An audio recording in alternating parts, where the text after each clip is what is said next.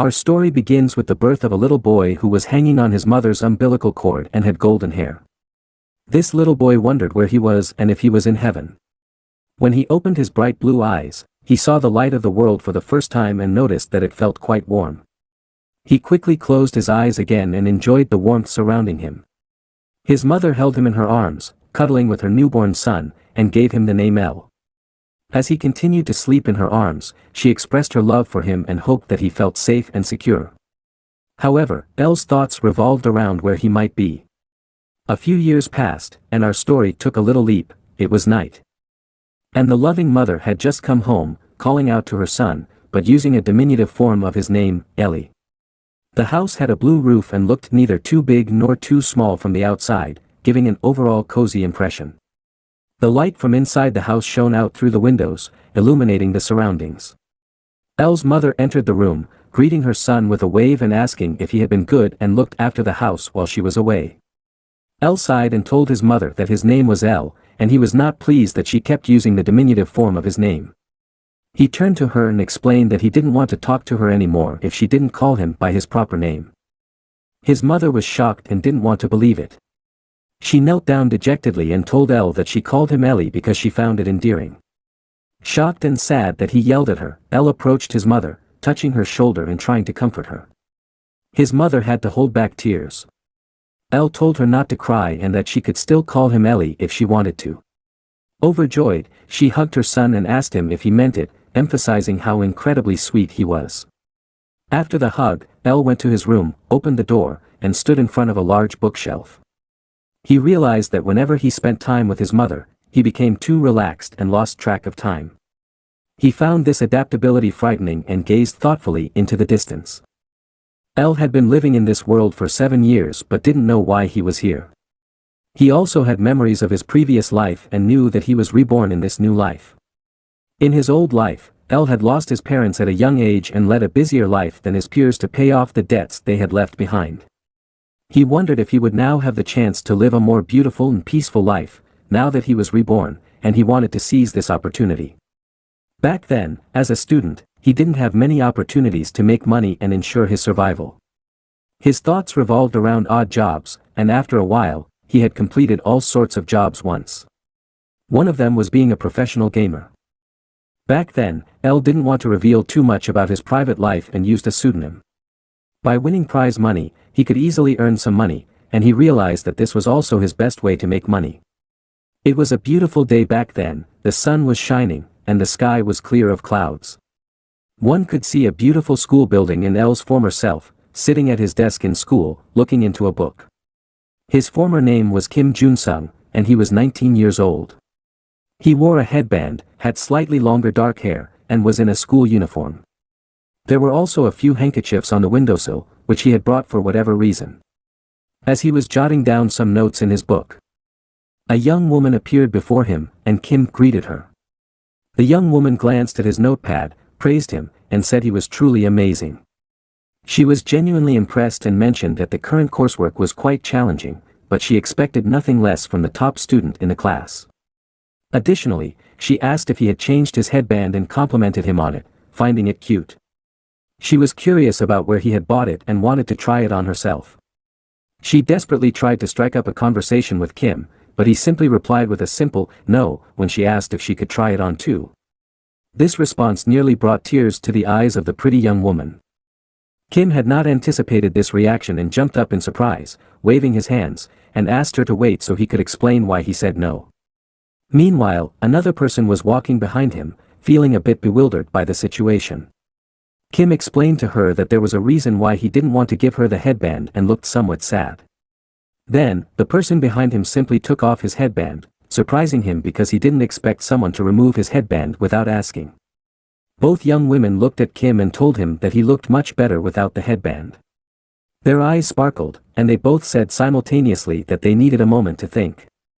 They realized that Kim looked exactly like Lee Junhook, his pseudonym. While Kim tried to rearrange his hair slightly to maybe get out of this situation, one of the women turned back to the class and asked another girl if she was right, seeking confirmation. But the girl said that he didn't really look like his pro-gamer pseudonym, while one of his male classmates noticed a resemblance. The pretty redhead classmate who had just claimed he didn't look similar then mentioned that she had the same glasses as his pro-gamer pseudonym and asked him to try them on to compare better. Kim did this, and his classmates told him that he couldn't lie to his fans' eyes, and they realized that he and his pseudonym looked remarkably alike. His classmates were astonished and couldn't believe it. Some girls cheered, and a few male classmates recognized that they not only looked similar but were one and the same person, which naturally led to loud chatter in the class. The hearts of his female fans raced with excitement. They could hardly believe that they attended the same school and class as their idol and were surprised to discover that Lee Junhook was hiding behind the persona of Kim Jun-sung. Subsequently, everyone accompanied him, pestering him by expressing their plans to follow all his games or asking if he would play a game with them. Exhausted, he went to the school rooftop, seeking some peace from the classmates who had gotten on his nerves since they discovered his true identity. He sat down and pondered that he had actually wanted a quiet life and hadn't intended to make his pro-gamer career so public. The reason he wanted to keep his identity secret and become a pro-gamer with a pseudonym was that he wanted to save money quickly and didn't want too much attention. Suddenly, shoes appeared in front of him, and his classmate with yellow hair stood before him, apologizing and saying that it was all her fault, and she hadn't expected the situation with his headband to escalate like that. Kim reassured her that everything was okay and she shouldn't blame herself but rather Mitsuchiller and Miji, who had set the whole event in motion. His classmate asked for something else besides the apology and requested a romantic date with him. Kim was already looking forward to the meal and thought that his life would finally take a turn for the better. He imagined the delicious food in his mind. However, in the end, it was futile, and he got hit by a truck. He had fought so hard to survive and lead a happy life and couldn't have foreseen that it would end in such a tragic way. At the end of his life, one thing came to his mind: in his next life, he wanted to be reborn as a wealthy person and lead a happy life. He wondered if his desperate plea had been heard. Not long after his birth, he realized he was reborn in a new world. At the age of 4, Elle read the books he found in the library and learned that he was born into a world with a feudal system similar to the Middle Ages, where there were ranks, classes, and noble titles.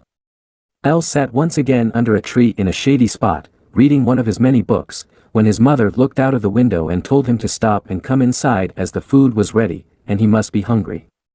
It was another sunny day, and the sun shone on their cozy house. Elle was fascinated that this world had magicians who could use magic, knights who mastered aura, and priests who wielded the power of divine magic. There were so many fascinating things to discover in this world. However, Elle believed that the best part of this world in his current life was having a loving mother who cared for him. Moreover, he knew that his mother was a magician who had reached the 3rd level of magic at a young age. Elle's mother had lost her husband early on, which made her cherish and love her son even more. To meet her expectations, Elle trained diligently. As the magic formulas in this world were similar to mathematics, and he excelled in math in his previous life, he already mastered the 2nd level of magic within 7 years. Despite his limited mana, he expected no problem reaching the 3rd level in 3 years. Looking out of the window, Elle saw his mother receiving a basket of leaves from an older man. He knew it was the one day each month when his mother went to the large village to sell Rosito tea leaves. His mother knocked on Elle's bedroom door and informed him that she would be heading to the village. She wondered what he was doing in his room and if he might be asleep. Announcing her entry, she opened the door. Elle had also prepared himself and expressed his desire to accompany his mother. He wore a white coat and had a small bag with him. Elle's mother looked at him with her big blue eyes, amazed at how adorable her son was. It took her a moment to realize what Elle intended, and she shook her head. She didn't want her son to expose himself to such danger. She feared that a dangerous monster might appear on the way to the village and attack her beloved son. In her mind, the image of an orc with red eyes, a pig-like nose, a drooling tongue, white hair, 2 horns, and long, unkempt fingernails emerged. Elle felt a bit down as he considered that his mother always had to walk this path alone, and he thought about not having told her yet that he could also use magic. He wanted to learn more about magic quickly and advance to the next magic class. Reaching the 5th class would earn him the title of Count appointed by the king, treated accordingly. If he managed to go further and reach the 7th class, he would be considered one of the strongest magicians and could lead a very prosperous life.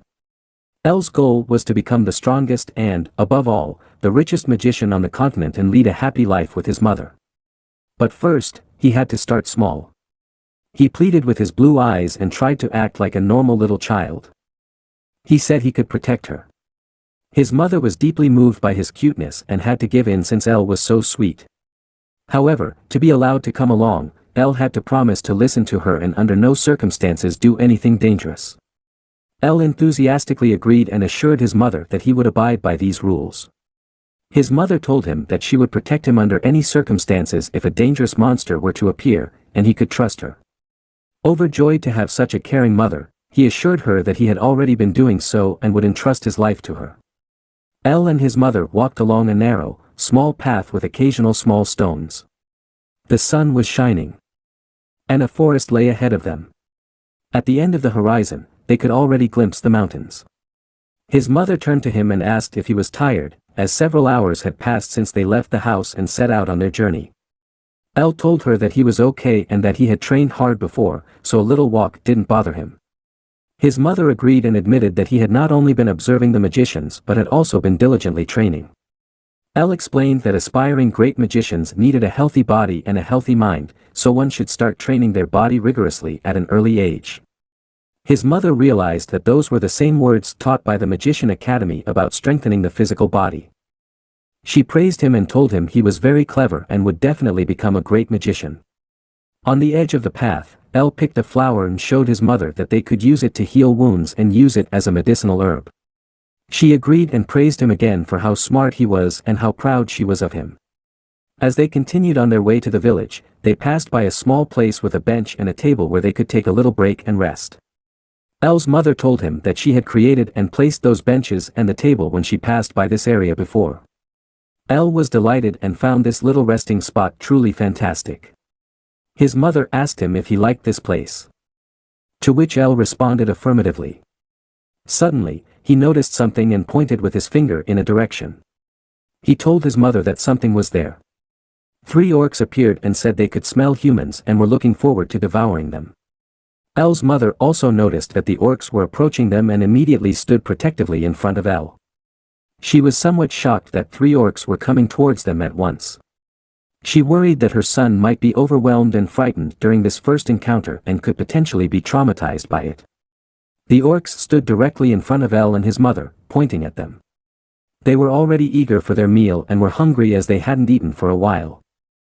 One of them prepared for a fight and twirled his weapon around, creating a small gust of wind. L's mother recoiled slightly and quickly turned to L, intending to eliminate the orcs swiftly as she feared L might panic. However, L stood calmly beside her and fearlessly asked if what they were seeing was an orc, comparing them to pigs. The orcs were not pleased, instead, they were angry and somewhat bewildered, just like L's mother, who noticed that he remained remarkably calm given the situation. The orcs grew even angrier and screamed through the forest, claiming that they did not look like pigs. In response, L's mother focused on the fight, extending her hands forward and channeling some mana in them, creating a small flame that quickly grew larger. She agreed with L that there was no reason to be afraid and promised him that the orcs would not come near them. The flame continued to grow, forming into a large fireball. L's mother looked confident and strong, calling forth her magic, saying, "Fireball." L was quite amazed when he saw his mother's magic and realized that this fireball spell was a class 3 magic. The fireball grew larger and flew towards the orcs, engulfing them in flames. L's mother couldn't help but laugh when he repeated his son's words about the orcs looking like green pigs. The orcs lay on the ground in pain, realizing that the fire magic was quite terrifying, and they better run away. And so, they promptly fled, running for their lives. L was astonished and praised his mother for being strong and cool. She wanted to hear more compliments from him and asked him to say it again since she didn't quite understand him earlier. He repeated once more that she was a cool and amazing magician. His mother was very happy to receive such a nice compliment and felt a bit embarrassed. While his mother set the food on the wooden table, they continued their well-deserved break. She asked L why he wasn't afraid of the orcs. He explained that they looked like green pigs, and he had no reason to be afraid as they appeared quite funny. His mother explained that the orcs ran away because of the fire magic and their fear of it. She also warned him that there were even scarier monsters out there, so he should continue to be cautious as they moved forward. El listened attentively to his mother's advice but also enjoyed a delicious sandwich she had prepared for him before they left. She also informed him that there might be trolls nearby, known for their great regenerative abilities, making them difficult to defeat. Besides trolls, there were also ogres, rumored to be as strong and sturdy as castle walls. El asked his mother if she could easily defeat these types of monsters, and she confidently confirmed. She provided El with more information, such as the value of troll blood as a valuable potion ingredient due to its regenerative properties. As for ogres, their leather was highly valuable but challenging to obtain due to their strength. El's mind started to picture the potential earnings he could make from these materials. His mother cautioned that these monsters were rare and not easily found. But he should still be cautious. El, still enthusiastic about the money he could potentially earn, assured his mother that he would be careful. She touched her son's nose with a finger and playfully booped it, assuring him that she would always protect him, and he didn't need to be afraid because she would be there for him. She mentioned that their destination was a city called Bangkok, and it would take about 3 more days to get there. She tucked a strand of hair behind her ear and asked if he could hold out that long. El confidently said he could indeed endure it and that she shouldn't worry because he was strong. His mother praised him and thought he was cool. So, the two of them continued on their way towards Bangkok. During the night, they made a small fire and told each other stories. During the day, they leaped over obstacles like logs, stones, and rivers, enjoying their mother-son time together. The 3 days passed quickly, and as the sun rose over the mountains on the horizon, they could already see the city of Bangkok from a hill. El and his mother looked down from the hill at the city, and El was glad to have finally arrived. He gazed at the place where he wanted to take his first steps towards becoming a prosperous person. Excitedly, he looked down and beamed with happiness alongside his mother. Together, they entered the city, and for the first time, El felt as if he had been reborn into a different world. In front of him was a small, majestic fountain, and a little further ahead of the fountain stood a larger, round building with white and blue accents and a horse as its emblem. People were bustling all around the city, also appearing genuinely content.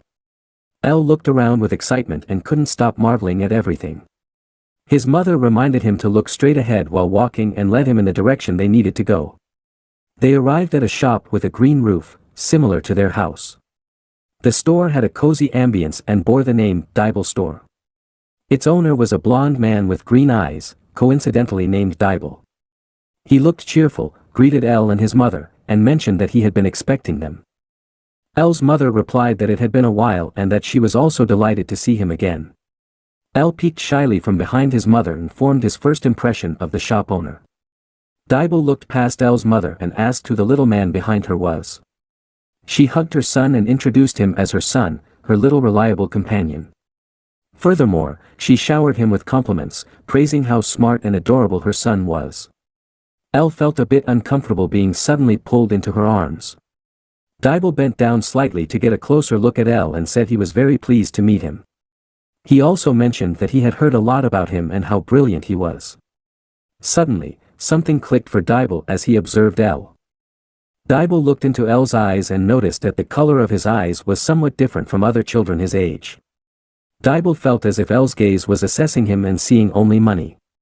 El's mother called Dibble's name, snapping him back to reality as he looked up again.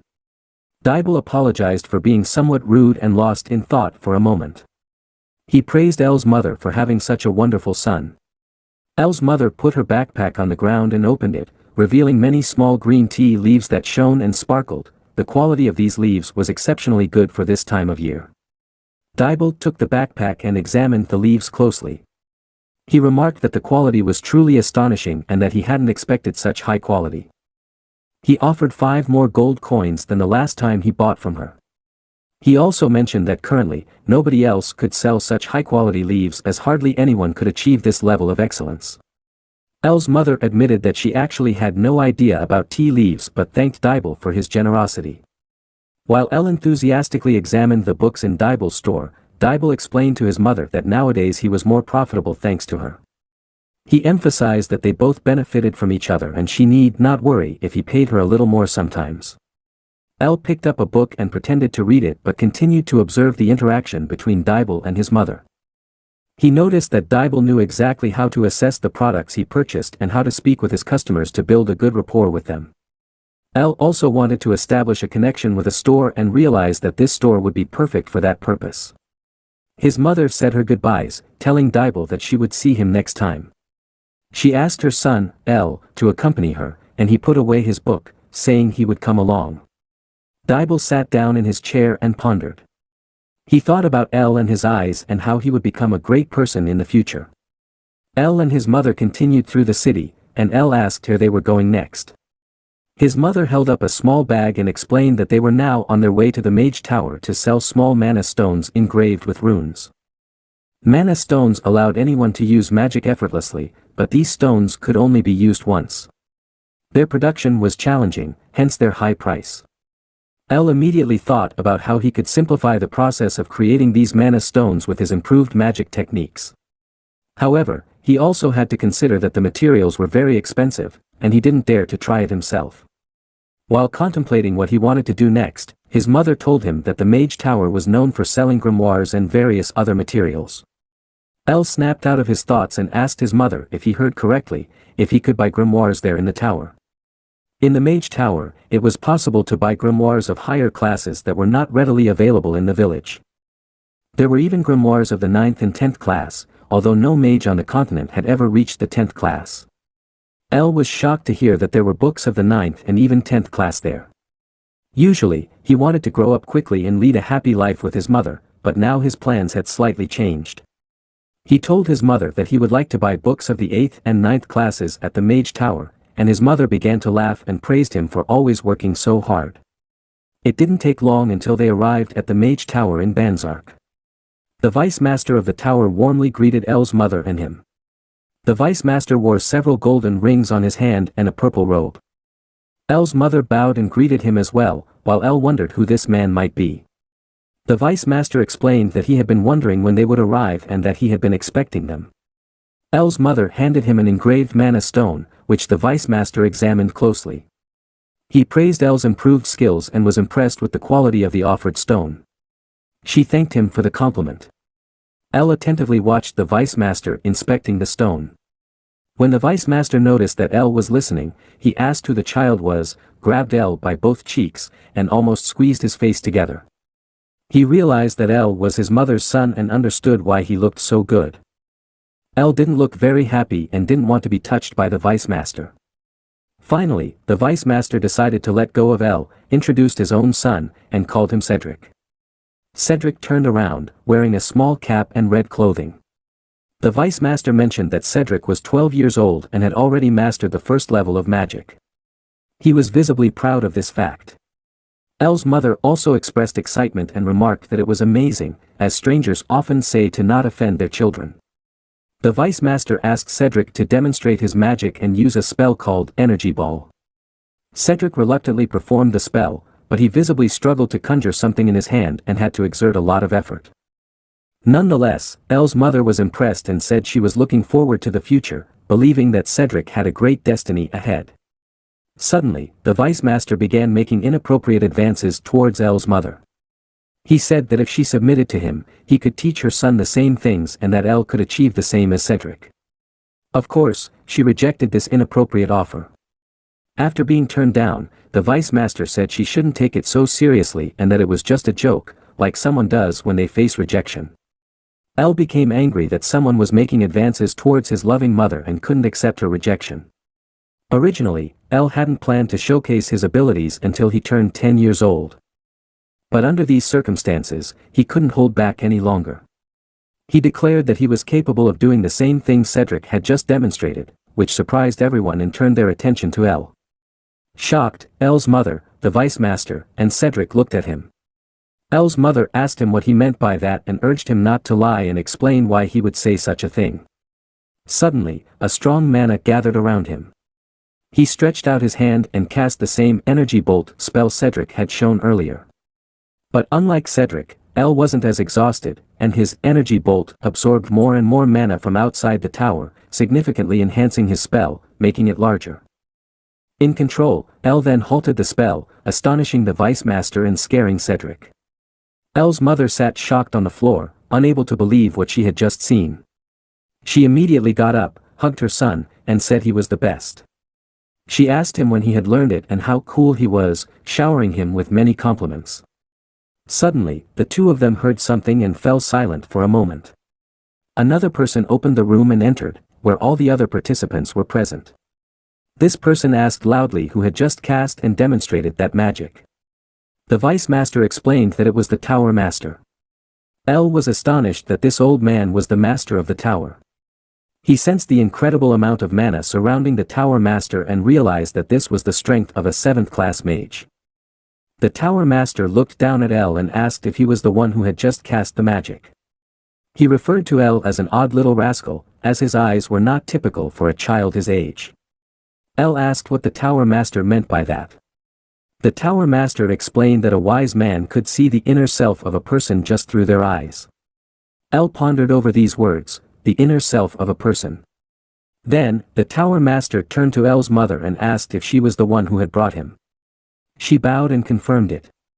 The tower master then said he would borrow her son briefly and disappeared with Elle into another room above the tower.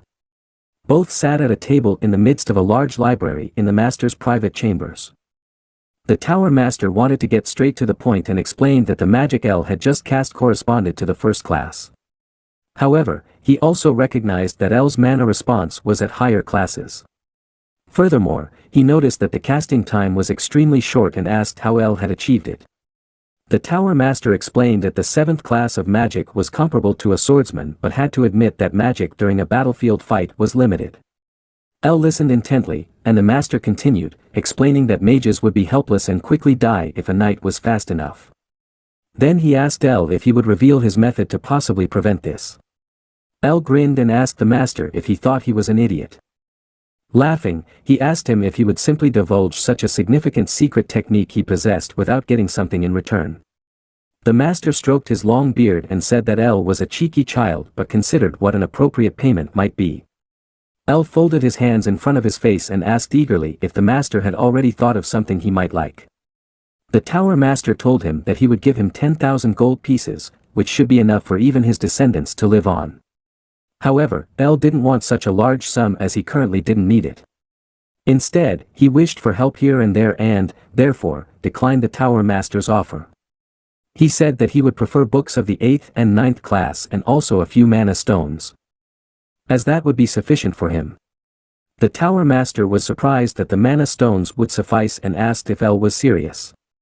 Elle confirmed this and explained that this was what he needed the most at the moment. The master considered what Elle could be planning to do with the mana stones, and while he didn't know exactly, he recognized that there must be a reason for it. Therefore, he agreed and prepared 100 mana stones along with the books. They shook hands and confirmed the deal with each other. Elle thanked him with a smile and affectionately called the tower master Grandpa. He was a little surprised and called Elle a clever fox as a large amount of mana swirled around them. The tower master wondered why it was so difficult to deal with a young child who was only 7 years old and noted that it felt more like he was talking to a great mage. Elle looked up at the tower master, listened to him, and couldn't help but laugh when he said he was talking to a great mage. Elle placed a finger on his lips and asked the tower master to keep everything he had seen today a secret. When Elle and his mother returned home, she asked him where he had learned that magic and how he had learned to cast it so quickly. Elle explained that he had learned the magic using magic books at home and, additionally, through mana response training. He had also developed his own formula to cast spells faster. In his previous life, he had used the time after work, when he was supposed to sleep, to study because he didn't just want to go to a good college but to lead a better life. Of all the things he had studied back then, he had enjoyed mathematics the most because it was something concrete, and he found joy in solving difficult problems and feeling satisfaction afterward. However, magic formulas were much more challenging than math problems. At that time, he had been able to reduce the casting time with the acquired knowledge. But since he couldn't teach his mother Earth mathematics, he had to teach her a modified method that was still very effective. She was amazed at how quickly the spell casting time could be reduced without losing strength. Elle's mother hugged him and asked him to teach her even more so she could become an excellent magician. Thus, 2 more years passed, and his mother became a fourth-class magician. They had also moved closer to the Magician Tower in Banzark. One day, as they were heading to the Magician Tower as usual, they had an unusual encounter. They saw a group of people in black robes, leading 2 girls on chains. One of the girls had white hair, and the other had red hair. They overheard one of them saying that today was a good day because they had captured 2 at once. Both girls wore metal collars around their necks with chains attached. One of the men, holding one of the chains, became impatient and struck the white-haired girl. Suddenly, a stone flew from behind and hit the man who had just tried to hit the young white-haired girl on the back of the head. Angrily, El and his mother stood there, and El asked what they planned to do and ordered them to stop immediately. The men in the robes asked who they were and told them to stop interfering in their work. However, El's mother was not one to simply walk away after witnessing something like that. Both girls wore simple brown garments, and the red-haired girl looked desperate as she touched the white-haired girl lying on the ground and anxiously checked on her condition, tears in her eyes. El's mother gently touched his shoulder and asked him to move aside for a moment. She realized that words wouldn't help in such a situation and cast her fireball spell. This made El happy, so he supported his mother and also fired his energy bolt, which drove the men in black robes away. They freed the 2 girls and asked if they were okay. El's mother couldn't understand why someone would do such a thing. El reached out his hand to the 2 girls lying on the ground and assured them that everything would be fine now. The girls looked at El's hand in disbelief and couldn't believe their luck. Tears filled their eyes, and they grabbed El's hand. At first, they wanted to find their families, but when El and his mother learned that the 2 had nowhere to go back to, they decided to take them in. And so, the rest of the 2 years passed, and the everyday life with El, his 2 new sisters, and his mother settled into a regular routine. The sun rose, and their new house glowed in the morning sun rays. El was still comfortably asleep in his bed. Over the past years, his hair had grown a bit longer, and the sun rays from outside streamed into his room, gently touching his face. The door to his room opened, and the white-haired girl they had adopted quietly entered the room, calling his name to check if he was awake. She raised her hands and conjured a small golden bird on her palms with her magic, lovingly urging El to get up. The golden bird then took flight in the air, slowly soaring higher through El's room, leaving behind its warm feathers. The feathers gently brushed El, and he slowly woke up, cocooned in the warm sun rays and the warmth of the golden bird. El sat up, stretching and yawning, fully waking up. He noticed that his white-haired sister Serena was also in the room, having woken him up. He praised her for her impressive progress in magic in such a short time, particularly admiring her recent wind magic spell. He asked her if she wasn't exhausted from spending the whole day observing and learning magic from him. Serena explained that it had been challenging at first, but once she realized that magic was enjoyable and she took pleasure in learning new spells, it became much easier and less tiring. Especially now that she had found a rhythm. Serena then turned around and suggested that El should come downstairs. El agreed and made his way downstairs. Serena was already waiting with a tray and a cup in hand. El looked around and asked about his other adopted sister, Kana, and if she was outside again. Serena confirmed that Kana was indeed outside and had been going out in the mornings lately. A few minutes later, the front door opened, and Kana stood in the entryway, holding a sword in her hand, peering into the cozy home. She asked her new brother El if he had slept well, to which he wished her a good morning and praised her incredible patience and endurance during their sword training. Kana looked down at her sword and explained that she had done just that because she felt that the more she swung her sword, the better she would become and the more progress she would make. Moreover, she thoroughly enjoyed the training. She took up a combat position and suggested that they could have a practice fight to personally demonstrate her progress. However, El explained that he would rather see it next time when they were outside and not fight inside the house. El, Serena, and Kana were all of a similar age, with El being the oldest, and Serena 2 years younger. They had been isolated from the outside world from a very young age, making it challenging for El and his mother to teach them everything. Nonetheless, they had succeeded, and now both Serena and Kana had their lives well under control, having adapted well to their current life. El had mainly tutored the 2 of them. Serena possessed a great talent in magic and had already reached the first class. Kana, on the other hand, showed exceptional talent in athletics and was primarily taught swordsmanship. The result of their diverse training was that they complemented each other, balancing their strengths and weaknesses. As El looked at the two of them, he felt immensely proud of their rapid and positive development and of what he had taught them in such a short time. Suddenly, El's mother appeared and greeted her children with a cheerful, "Good morning." Her good mood was evident. As she passed by El, humming happily, he realized that something special must have happened. She turned around and asked her son if it wasn't obvious to him, showing him the peace sign with great pride and explaining that she had mastered the 5th level of magic yesterday.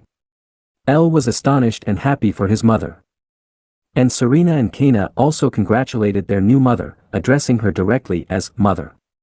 El's mother was deeply moved by this and thanked everyone for their well wishes. El contemplated how to appropriately celebrate this event, and all three women looked at him inquisitively. However, he already had an idea and turned around. The evening gradually approached its end, and the sunset bathed the entire city of Bangkok in a beautiful violet light. Even the mage tower glowed in the lilac brilliance of the sunset. The old tower master was astonished by El's appearance and how much he had grown in the last 2 years. He noticed that it had been impolite and made him appear unsympathetic that El had only reappeared now. While El's mother and sisters were still climbing through a portal, El explained that he had come personally to him for this reason. He also asked the tower master if it was true that he had defeated a sword master in combat, and he realized that the tower master was continually becoming stronger. The tower master confirmed this and invited El and his companions to take a seat at the table. El took one of the chairs, while his mother stood behind him and asked her own son why they were suddenly going to the mage tower and if there was a reason for it. The tower master was also curious and asked El why he had come so unexpectedly. El explained that he wanted to show his new innovation and poured a few red magic stones from his bag onto the table, each of which had a small magical inscription. The tower master took one of these stones, which at first glance looked like ordinary mana stones, but he recognized that they were actually magic stones, one of the most challenging things to find on the entire continent. Furthermore, he realized that this meant that El was the inventor of these stones. A magic stone held almost as much mana as a high-ranking mana stone. However, the difference lay in the fact that these magic stones could be easily recharged within 3 days after being used once, and they could be used 10 times. In contrast, conventional mana stones had to wait for several years before they could be used again. The tower master also explained that many people from other mage towers were sent, which had resulted in recent reports of unusual individuals lurking around El's new house. El's mother asked her son if it was true, to which he confirmed that it was, but fortunately, those people hadn't dared to take further action. Additionally, El thought that these stones would also interest the tower master. The tower master's eyes widened briefly, but then he realized that El was still a child, even though he behaved like an adult, and he asked what El wanted. El raised his hand and said that he had 4 things he wanted in exchange for handing over the production and sales rights of the magic stones to the mage tower. Firstly, he wanted to ensure the safety of him and his family. This would be easy since other majorterm would learn that this tower held the rights, causing those people lurking around their house to simply give up and disappear. The tower master agreed and recognized that he was probably right. Secondly, El wanted sword and magic books, thinking about his 2 sisters and how excellent they were and how they needed new books. The tower master also agreed to this and told them that he had countless books, so they could take whatever they wanted. He asked what other conditions El had in mind. El told him that he wanted the tower master to show him a good inn, which puzzled the tower master. El explained that his mother had reached the 5th level of magic, and he wanted to celebrate that. The fact that El wanted to see a good inn and gave up one of the conditions he could have had for the magic stones astonished his family. Furthermore, he expressed his wish to have a luxurious vacation with his family, without anyone else accompanying them. His mother was moved to tears and embraced him, calling him such a good son and thanking him. His sisters also joined in the hug, and El realized that he wanted to protect this place, whatever might happen. The tower master reluctantly interrupted the heartfelt hug of the family but was curious about the 4th condition El wanted. El became more serious and squinted his eyes. He said that he wanted a book that contained instructions to create a golem, essentially a golem-making book. The tower master repeated El's words, shocked, and asked him why he would need a golem and if he didn't know that even with a blueprint, he couldn't create one. El just chuckled at these two questions and said that he was merely interested. In reality, he had a different purpose for needing a golem. 4 more years passed. The moon shone in the sky, and it was another clear, starry night. 2 male figures stood in front of El's house, knowing that it belonged to the inventor of the magic stones. They explored the surroundings and discovered that there were no magic traps set around the house. They thought that the residents of this house in the city of Bangkok, along with their magic tower, were perhaps too trusting and had neglected their defenses. They hid behind a narrow hedge and discussed their further plans. One of the men initially believed that the mission would be difficult, as they were supposed to capture the inhabitants alive and unharmed. However, now that they had observed no defensive spells, he thought it would be a straightforward task. The other man asked what would happen if the residents resisted. In response, his comrade drew his sword, making it clear that it wouldn't end well in such a case. He stated that he would kill them all like assassins, regardless of the mission's objective, and his face bore an intense warning expression. Suddenly, El appeared before them, stating that it was a good idea, leaving the 2 observers shocked. Before they could react, they noticed something behind them and turned around. They saw several armored golems already surrounding them. Panicked, one of the attackers jumped up and screamed, attacking one of the golems with his sword. The golem remained unfazed, and the sword shattered into smaller pieces upon impact. The man looked down at his broken blade, realizing he was in a hopeless situation. His friend also observed the failed attack and recognized the dire circumstances. In desperation, one of the attackers fell to his knees, and both wondered how such an overwhelming defense force in the form of these combat golems could be standing in their way. The golems took care of the attackers, removing their bodies from the house. El praised the golems for their performance and watched as one of them carried the bodies away. He then turned to the other 2 and realized that his golems, even in their unfinished state, were relatively strong and agile. He briefly remembered when he had requested the golem-making book from the tower master in the past, retreating to the workshop to focus entirely on golem production. He also recognized that these golems were more suitable for defense and could already handle individual tasks well, but seeing the blood on the floor made him aware that they were still a bit far from perfection. El raised his hand and performed some magic, creating a blue magic circle around him, lifting and vanishing the blood on the floor.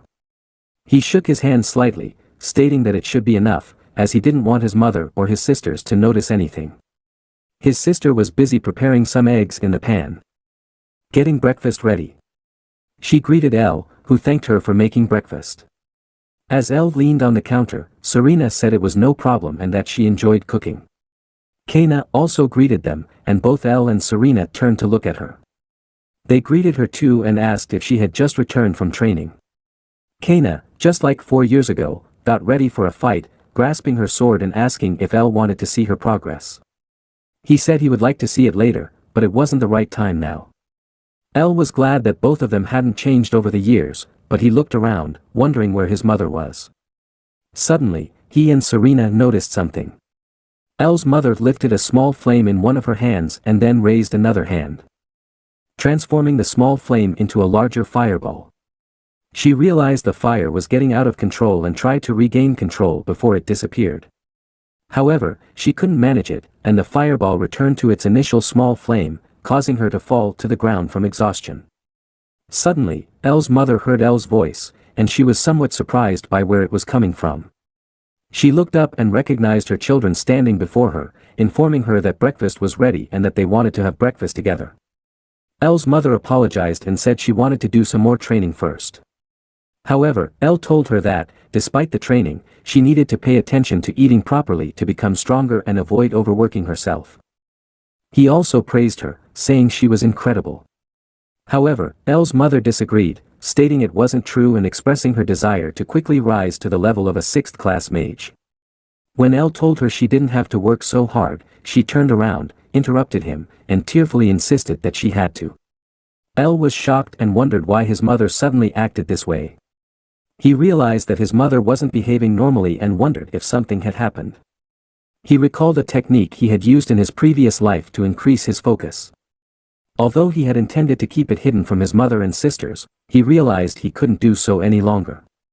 He told his family, who looked puzzled, that he would show them the hypogastric breathing technique.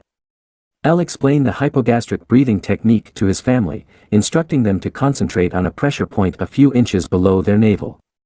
They were to inhale through their nose and exhale all the air in their body through their mouth. By mastering this technique, they could gather their energy at a single point and increase their strength. The three women tried the technique immediately, synchronizing their breathing. Serena turned red and had to stop first, saying she couldn't breathe under these circumstances. El advised her not to overdo it and take it slowly by breathing calmly and steadily. Kana followed next but also had to give up, holding her stomach and saying her abdominal muscles were cramping permanently. El corrected her mistake, stating that she was breathing too forcefully and using too much force. Both of them lay exhausted on the floor after completing the breathing training. Serena said that she usually didn't pay much attention to her breathing and admitted that this method was very challenging to learn. Kana agreed with her, stating that the human body and its techniques were a mystery to her, and this technique was also difficult to master. El's mother was still standing there, breathing calmly in and out. A bright blue mana surrounded her. El, Serena, and Kana looked at their mother in astonishment, fascinated that she still had an incredible focus. El realized that nearby mana was gathering around his mother, and she felt her senses improving. She, too, could feel the mana slowly enveloping her, and her magic kept growing stronger. It was something she had never felt before. Suddenly, she thought about how her son, El, had discovered and developed all of this on his own, without the help of others. It reaffirmed her belief that he was a genius. That's why she wanted to become stronger, to create a better environment for El and return to a specific place that looked like a large, beautiful estate. El's mother suddenly opened her eyes, and the mana now gathered even more around her. It flowed slowly into her body, giving her an incredible strength unlike before. She raised her hand again and tried once more. This time, she started with a small flame, but it was much more powerful than her first attempt. She intensified the flame and effortlessly controlled a massive fireball with just one hand. El and his sisters continued to watch their mother's experiments, and when she transformed the fireball into various animal forms, they were even more amazed. They congratulated their mother. Serena told her that she could feel her mana had become stronger and that she had accomplished an incredible transformation. She wiped the tears from her face and said that she could definitely reach the 6th class now. She thanked her children, explaining that she had made these advancements thanks to them. El was happy to see his mother smile again and look happy. He wondered if he could find another clue to help his mother reach the next level. However, for his main goal, he needed to figure out how to awaken a night golem. His mind was filled with thoughts of how to achieve this goal. He wondered if he had recognized and not ignored the change in his mother earlier, and if he had been attentive and communicated with her back then, whether it would have been possible to continue living peacefully. As El got lost in these thoughts, he saw the faces of his sisters Serena, Kana, and his weeping mother. His sisters embraced their mother, while El stood apart, deep in thought. His mother apologized to her children for holding them up all morning and only now could they eat together. Kana reassured her that it was okay and she shouldn't dwell on it. Serena also told her it was fine and what mattered more was how amazing it was that she had advanced a class. El's mother had tears in her eyes as she expressed her gratitude for her children being so kind and understanding. However, she couldn't help but wonder why her biological son, El, finished his meal and immediately retreated to his room, leaving her alone.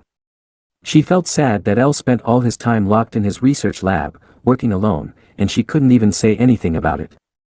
Serena and Kana didn't know what to say to their mother. El sat alone in his research lab, surrounded by several books and papers. He held his head in his hand, visibly pondering the fact that creating the continent's strongest golem wasn't as easy as he thought. He knew he wanted to create a golem capable of independent thinking and action. To do this, he needed to create an ego, but that wasn't an easy task. Thought magic was on the 8th level of a mage's skill, and it was known to be one of the most challenging magic arts. El lay back on the floor and held a book in his hand. He understood the knowledge theoretically but couldn't apply it practically, even though he was now a 6th class mage.